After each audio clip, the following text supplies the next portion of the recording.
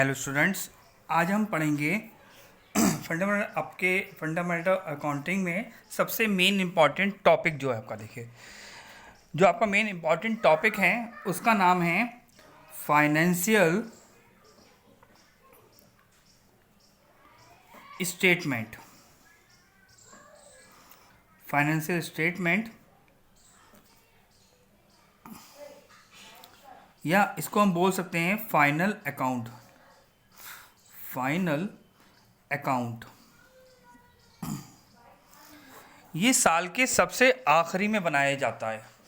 जब हम अपने जो बिजनेस स्टार्ट करते हैं तो उसमें हम कुछ ट्रांजैक्शंस करते हैं। ट्रांजैक्शंस को क्या करते हैं, हम सबसे पहले जर्नल में एंटर करते हैं, जिसको हम जर्नल एंट्री बोलते हैं।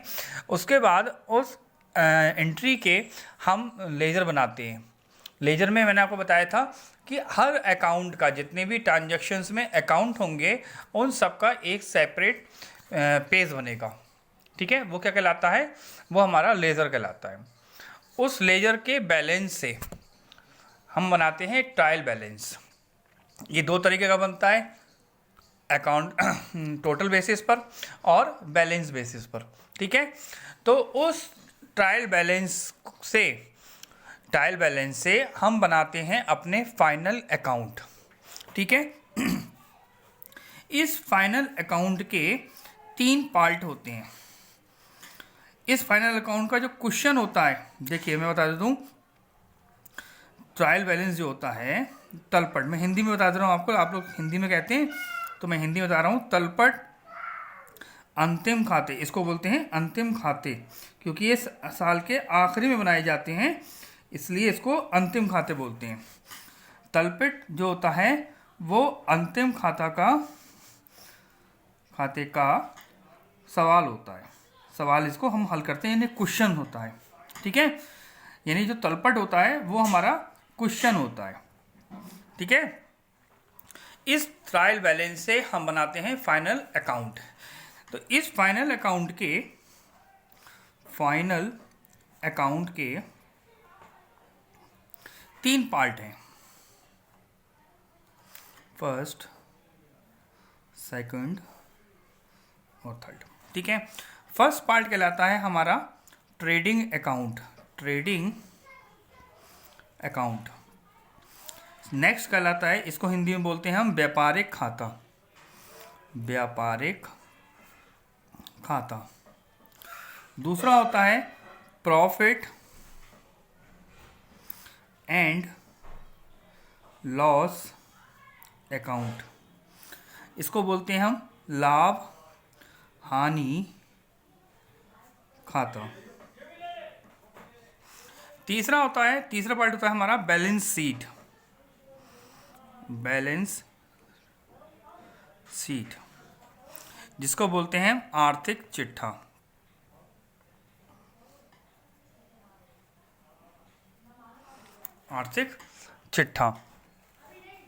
ठीक है, तो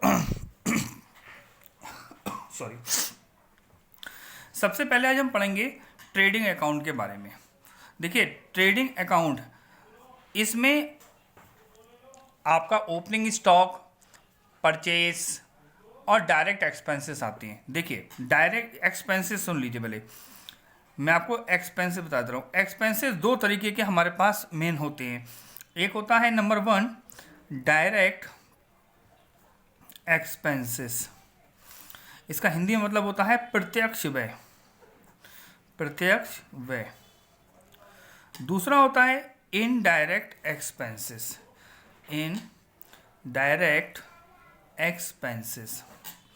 इसका मतलब होता है अप्रत्यक्ष व्यय।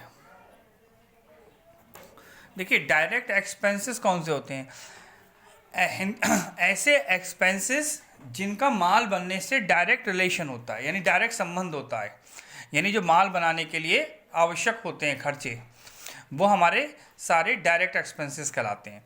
और जो माल बेचने से संबंधित होते हैं खर्चे, वो सारे इनडायरेक्ट एक्सपेंसेस कहलाते हैं। यानी माल बनने में जो खर्चा हुआ, माल बनने तक में जितने भी खर्चे आएंगे, वो सारे क्या कहलाएंगे? डायरेक्ट एक्सपेंसेस कहलाएंगे। और उसको बेचने में जितने भी खर्चे आएंगे वो क्या कहलाएंगे? इनडायरेक्ट एक्सपेंसेस कहलाएंगे। ओके, तो ट्रेडिंग अकाउंट में डायरेक्ट एक्सपेंसेस आते हैं, और पी एंड एल में, इसको पी एंड शॉर्ट में बोलते हैं, इसको P and L account, P and L account यानी प्रॉफिट एंड लॉस अकाउंट। इस प्रॉफिट एंड लॉस अकाउंट में हमारे पास इनडायरेक्ट एक्सपेंसेस आते हैं, यानी आप इसको बोल सकते हैं कि ऑफिस के एक्सपेंसेस या सेलिंग एक्सपेंसेस, ठीक है, या एडमिनिस्ट्रेटिव एक्सपेंसेस भी बोल सकते हैं, ठीक है। तो ट्रेडिंग में कौन से खर्चे हुए? ट्रेडिंग में हमारे पास आया डायरेक्ट एक्सपेंसेस, और पी&एल में कौन सा आया? हमारे इनडायरेक्ट एक्सपेंसेस, ठीक है। तो आप बता देता हूँ कि आपके पास जो क्वेश्चन दे रखा होता है, एक क्वेश्चन आपके पास उनने उठा के दे दिया, ठीक है। अभी आपको मैं एग्जांपल के रूप में क्वेश्चन बताता हूँ। देखिए, ये हमारे पास एक ट्रायल बैलेंस दे रखा है, ठीक है। ये क्या है? हमारे पास एक ट्रायल बैलेंस है, ठीक है। ट्रायल बैलेंस में आपके पास, मैं शॉर्ट में लिख रहा हूँ, ओपनिंग स्टॉक है 10,000 रुपये का मान लीजिए, ठीक है। परचेस है 20,000 रुपये की, सेल्स है 30,000 रुपये की, ठीक है। बेजेस है 5,000 500 रुपये 1,500 रुपये कर लीजिए, ठीक है। कैरेज है 200 रुपये की, ऑफिस रेंट है 300 रुपये का, इंश्योरेंस है 400 रुपये का, मशीन है 1,000 रुपये की, प्लांट है 4,000 रुपये का, कैश है 200 रुपये की, बैंक है 500 रुपये की, आपके पास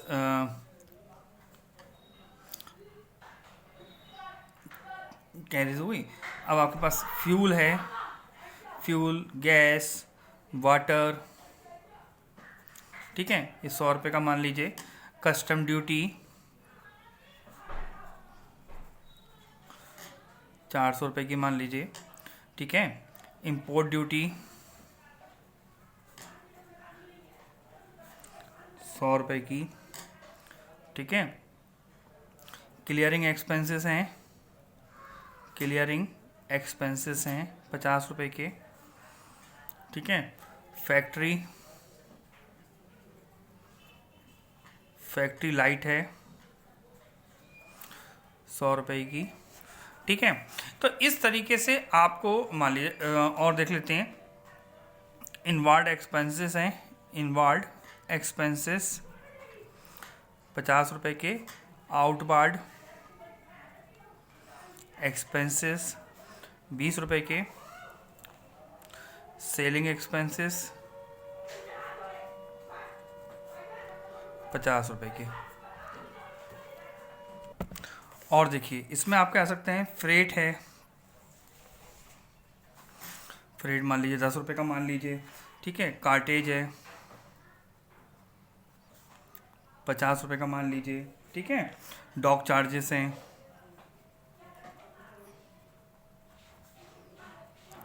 40 रुपये का मान लीजिए, ठीक है ना। तो रॉयल्टी 20 रुपये की, ठीक है। बेजेस एंड सैलरीज 50 रुपये की, और सैलरीज एंड बेजेस 100 रुपये की, ठीक है। और नीचे ये जो टोटल होगा, इसके बाद नीचे दे रखा होगा क्लोजिंग स्टॉक 2,000 रुपये का, ठीक है। ये क्या है आपका? ये आपका एक क्वेश्चन दे रखा है। ये क्वेश्चन क्या है? क्वेश्चन को क्या बोलेंगे? क्वेश्चन हमारा होता है हमारा ट्रायल बैलेंस। क्या है ये? Trial balance. इस ट्रायल बैलेंस की सहायता से आपको फाइनल अकाउंट बनाना है। फाइनल अकाउंट 3 पार्ट मैंने आपको बताए। 3 पार्ट कौन से बताए मैंने आपको? फिर से देख लीजिए। Trading account, P&L account, balance sheet. Trading account में कौन से खर्चे आते हैं? डायरेक्ट। कौन से डायरेक्ट? जिनका माल बनने से सीधा संबंध हो। इनडायरेक्ट एक्सपेंसेस कौन से हैं? जो माल बनने के, आप कह सकते हैं जो माल बनने के बाद खर्चे होते हैं या माल बेचने में खर्चे होते हैं। ठीक है। सेलिंग एक्सपेंसेस भी हमारे कैसे आएंगे? सेलिंग एक्सपेंसेस और ऑफिस एक्सपेंसेस सारे कैसे होते हैं? हमारे इनडायरेक्ट एक्सपेंसेस होते हैं। ठीक है। तो इसमें हम क्या निकालते हैं? इसमें हम बनाते हैं सबसे पहले ट्रेडिंग अकाउंट। देखिए मैंने ट्रेडिंग अकाउंट का फॉर्मेट जो आपको नोट्स में भेज चुका हूँ, मैं फिर से एक बार दिखा देता हूँ। ये हमारा क्वेश्चन हो गया, ये क्वेश्चन है। ठीक है, ये क्वेश्चन है। अब इसका हमें बनाना क्या है? अब हमें इसका बनाना है ट्रेडिंग अकाउंट। तो देखिए इस क्वेश्चन में, यहाँ पर रख लेते हैं इसको इस क्वेश्चन में आपको ट्रेडिंग अकाउंट बनाना है। तो ट्रेडिंग अकाउंट में सबसे पहले आइटम देखिए, आपको इस क्वेश्चन में से इस क्वेश्चन में से ये आइटम अलग करने हैं। ये वाले आइटम सारे कौन कौन से? ओपनिंग बैलेंस या ओपनिंग स्टॉक बोल सकते हैं इसको, ओपनिंग बैलेंस बोलेंगे, ओपनिंग स्टॉक। ठीक है। तो ओपनिंग बैलेंस या ओपनिंग स्टॉक। फिर दूसरा है परचेस। अगर मान लीजिए आपको परचेस, देखिए ओपनिंग बैलेंस के अमाउंट आपने क्या करा? बाहर लिख दी। ये अमाउंट वाले कॉलम में, ये अमाउंट वाला कॉलम है, ये पर्टिकुलर वाला कॉलम है, ये पर्टिकुलर वाला कॉलम और ये अमाउंट वाला, ये अमाउंट क्रेडिट, CR क्रेडिट, और ये अमाउंट डेबिट। ठीक है। तो आपने क्या किया? सबसे पहले इस क्वेश्चन में देखा कि आपके पास क्या ओपनिंग स्टॉक है? हाँ है। तो आपने क्या किया? वो ओपनिंग स्टॉक लिखा और उसकी अमाउंट को यहाँ पर बाहर लिख दिया। अब आती है बात परचेज की। आपने देखा कि आपके क्वेश्चन में क्या परचेज दे रखी है? ठीक है। अगर परचेज दे रखी है तो आपने क्या किया? 2 परचेज लिखा। अगर आपके क्वेश्चन में अगर आपके क्वेश्चन में रिटर्न दे रखी है तो इसकी अमाउंट अंदर लिखेंगे, और अगर आपके क्वेश्चन में परचेज रिटर्न नहीं दे रखी है तो इसकी अमाउंट डायरेक्ट बाहर लिख देंगे। ठीक है। फिर आपने देखा क्या बेजेस क्वेश्चन में दे रखी है? अगर क्वेश्चन में बेजेस दे रखी है तो लिखेंगे 2 बेजेस, अमाउंट बाहर है। फिर अगर मान ली बेजेस, देखिए आपको बता दूं कि खर्चे जो होंगे वो आपको कंफ्यूज करने के लिए डायरेक्ट और इनडायरेक्ट एक साथ कभी कभी मिला के दे देगा। जैसे उसने बेजेस और सैलरी दे दी, तो हम पहली वाली खर्चा देखेंगे, हमेशा पहला खर्चा देखते हैं। बेजेस क्या है? बेजेस हमारे लिए डायरेक्ट एक्सपेंसेस है, तो हम इसको बेजेस के साथ कुछ भी दे रखा हो, बेजेस सैलरी दे रखी हो, बेजेस इंश्योरेंस दे रखा हो, बेजेस लाइट दे रखी हो, कुछ भी दे रखा हो, तो हम पहले खर्चे पे ध्यान देंगे। अगर बेजेस है तो लिखेंगे, और अगर बेजेस नहीं है यहाँ पर, मतलब डायरेक्ट एक्सपेंसेस है तो यहाँ लिखेंगे, और डायरेक्ट नहीं है यहाँ पर तो उसको नहीं लिखेंगे। ठीक है। यहाँ पर कभी कभी क्वेश्चन में आपको डायरेक्ट बोल देता है कि भाई डायरेक्ट एक्सपेंसेस, तो ठीक है। अगर डायरेक्ट एक्सपेंस दे रखा है तो मैंने आपको बताया था कि ट्रेडिंग में डायरेक्ट एक्सपेंसेस ही आते हैं। फिर अपने क्वेश्चन में देखा कि क्या कैरिज दे रखी है? ठीक है। ये मैं आपको इसलिए बता रहा हूँ कि आपको दिमाग में रहे कि कौन कौन से आइटम हमारे आने हैं। तो देखिए क्वेश्चन में कैरिज दे रखी है तो आपने क्या किया? कैरिज लिखा और इसको यहाँ हो गया। ठीक है। कैरिज बोलते हैं ढुलाई को। ढुलाई क्या होती है कि जब माल ट्रक से लद के आपके गोदाम में आ जाता है तो उस ट्रक में से माल गोदाम में जो उतारा जाता है तो उसका जो पैसा दिया जाता है वो ढुलाई कहते हैं। यानी जो लोग माल को ट्रक में से ढोकर और गोदाम में लगाते हैं तो वो क्या कहलाता है? कैरिज। ठीक है। इनवार्ड एक्सपेंसेस, इनवार्ड कहते हैं आगत, यानी आने वाले, यानी माल के आने में जितने भी खर्चे होते हैं।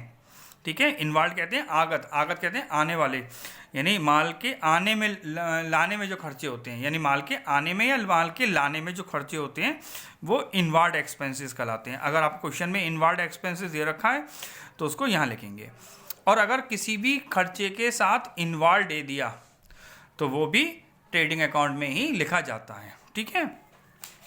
फिर आता है gas, fuel and power. Gas, fuel ईंधन, और पावर में शक्ति। देखिए पावर क्या होती है? जैसे मशीनें चलाई जाती हैं, जिससे मशीनें चलाई जाती हैं वो हमारी पावर होती है। ठीक है, और जिससे ऑफिस के इक्विपमेंट वगैरह चलते हैं वो सारी लाइटिंग कहलाती है। ठीक है, तो पावर में और लाइटिंग में ये फ़र्क होता है। पावर का मतलब मशीन, जिस पावर से मशीनें चलाई जाती हैं, क्योंकि मशीन बड़ी बड़ी होती हैं, उनको चलाने में ज़्यादा पावर लगती है। ठीक है, फ्रेट भाड़ा, आपने माल कहीं से मंगवाया तो उसको जो ट्रक में लद के, गाड़ी में लद के, रिक्शा में लद के जो भी आता है उसका जो चार्ज आता है उसे फ्रेट बोलते हैं। ऑक्ट्राय चुंगी, नगर निगम म्यूनसिपल वाले जो टैक्स लेते हैं। कार्टेज गाड़ी भाड़ा, आपने जैसे फ्रेट होता है वैसे ही कार्टेज है गाड़ी भाड़ा। ठीक है, मैन्युफैक्चरिंग एक्सपेंसेस, माल मैन्युफैक्चरिंग मतलब क्या होता है, माल बनने से संबंधित, क्या होता है, माल बनने से संबंधित। तो माल बनने से संबंधित जितने भी खर्चे होते हैं वो सारे आपके ट्रेडिंग अकाउंट में आते हैं। प्रोडक्टिव एक्सपेंसेस, प्रोडक्टिव यानी बनाने के खर्चे, प्रोडक्शन करना होता है ना, तो प्रोडक्टिव एक्सपेंसेस काय के होते हैं, वो अमाउंट। ठीक है, बनाने के खर्चे यानी माल बनने के खर्चे तो गए। Factory related expenses, factory related expenses का मतलब है कि फैक्ट्री से रिलेटेड कोई भी खर्चा ट्रेडिंग अकाउंट में आता है। Factory light, factory rent, factory insurance, ठीक है, ये सारा कहाँ आता है, आपके ट्रेडिंग अकाउंट में आता है। अगर क्वेश्चन में कुछ दे रखा है तो वो यहाँ पर लिख दिया जाएगा। डॉक चार्जेस, देखिए कभी कभी माल क्या होता है, समुद्र से आता है, यानी जहाज के थ्रू आता है, तो जो वहाँ पर बंदरगाह होते हैं, ठीक है, डॉक होते हैं जिनको बंदरगाह बोलते हैं, जहाँ पर जहाज आके रुकते हैं। जैसे जंक्शन रेलवे होता है, बस स्टैंड बस आके रुकती हैं, ठीक है, एयरपोर्ट पे हवाई जहाज आके रुकते हैं, वैसे ही समुद्र पे जहाँ पर जहाज आके रुकते हैं उसको डॉक बोलते हैं। तो वहाँ पर माल के कुछ चार्जेस जाते हैं। क्लियरिंग चार्जेस, माल को छुड़ाने के व्यय, अगर आपने माल कहीं से मंगवाया है और उसको छुड़वाएंगे आप बिल्टी से या किसी चीज़ से, तो वो क्या कहलाता है, वो भी क्लियरिंग एक्सपेंसेस कहलाता है, वो भी डायरेक्ट एक्सपेंसेस माना जाता है, यानी माल बनने से पहले, क्योंकि आप माल बनने से पहले ही तो कच्चा माल मंगवाएंगे। इंपोर्ट ड्यूटी, जब आप कहीं बाहर से माल मंगाते हैं यानी विदेश से माल मंगाते हैं तो वो क्या है, उसकी इंपोर्ट ड्यूटी लगती है, यानी माल को मंगाने का खर्चा जाता है। ठीक है, कस्टम ड्यूटी, जो कस्टम पे माल आता है तो उसकी जो ड्यूटी जाती है वो कस्टम ड्यूटी कहलाती है।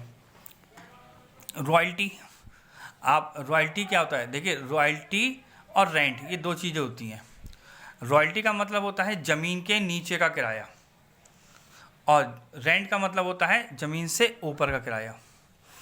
तो कभी कभी हम क्या करते हैं कि माल को खाने खरीद लेते हैं, नहीं खाने लीज पर, हम पट्टे पर खाने वगैरह ले लेते हैं, कुएं वगैरह ले लेते हैं, तो उसमें से जो हम प्रोडक्शन करते हैं, माल निकालते हैं, कोयले के खान में से कोयला निकाला हमने, ठीक है ना, तो उसका हम देते हैं, उसको हम एक शुल्क देते हैं, एक चार्ज देते हैं जिसको हम रॉयल्टी बोलते हैं। रॉयल्टी का मतलब होता है अधिकार शुल्क, यानी किसी चीज़ पर हमारा अधिकार हमने कर लिया, 90 पट्टे के लिए लीज पर लेने के लिए 90 या 99 साल का होता है वो लगभग, तो वो रॉयल्टी कहलाती है। ठीक है, ये सारे आइटम, ये 99% ये सारे आइटम आते हैं, मतलब 1% एक आध खर्चा और हो सकता है, लेकिन ये सारे खर्चे ट्रेडिंग के होते हैं। देखिए ये सारे डेबिट के आइटम हैं। अब ट्रेडिंग अकाउंट का क्रेडिट साइड देखिए, क्रेडिट साइड में आपके पास केवल 3 चीज़ें आएंगी। सेल, क्वेश्चन में आपको सेल दे रखी होगी, आप सेल उठाएंगे और इस ट्रेडिंग अकाउंट के क्रेडिट साइड में लिख देंगे। अगर सेल में रिटर्न है, अगर सेल रिटर्न हो रखी है तो सेल में से क्या करेंगे, अगर सेल है, अगर सेल केवल सेल दे रखी है, रिटर्न नहीं दे रखी है, तो इसकी अमाउंट सेल की बाहर लिख देंगे। अगर सेल की रिटर्न दे रखी है तो सेल की अमाउंट अंदर लिखेंगे और उसमें से सेल रिटर्न को माइनस करके फिर उसको घटाकर बाहर लिख देंगे। ठीक है, अब क्लोजिंग स्टॉक के बारे में देखिए, ध्यान से सुनने वाली बात है और समझिए इसको।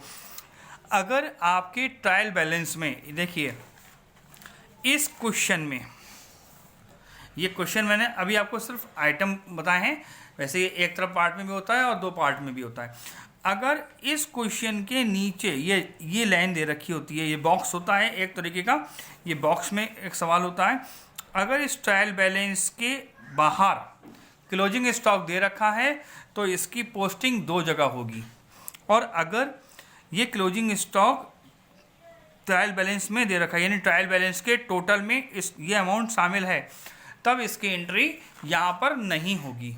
ठीक है, तो क्लोजिंग स्टॉक यहाँ पर नहीं आएगा। अगर बाहर दे रखा है, सवाल से बाहर दे रखा है, तो ये यहाँ पर आएगा, और अगर नहीं दे रखा है तो नहीं आएगा। ठीक है, अब यहाँ पर ये 2 साइडें हैं आपके पास, 2 साइडों की आपने अमाउंटें लिखी, डेबिट की और क्रेडिट की। ठीक है, अगर डेबिट साइड ज़्यादा है तो लॉस आएगा। ठीक है, यहाँ पर लिख रखा है debit side minus credit side. अगर लॉस हो रहा है तो कब होगा? जब डेबिट साइड में से क्रेडिट साइड लॉस घट रहा होगा। ठीक है, जब डेबिट साइड का टोटल क्रेडिट साइड से ज़्यादा हो तो ग्रॉस लॉस होता है।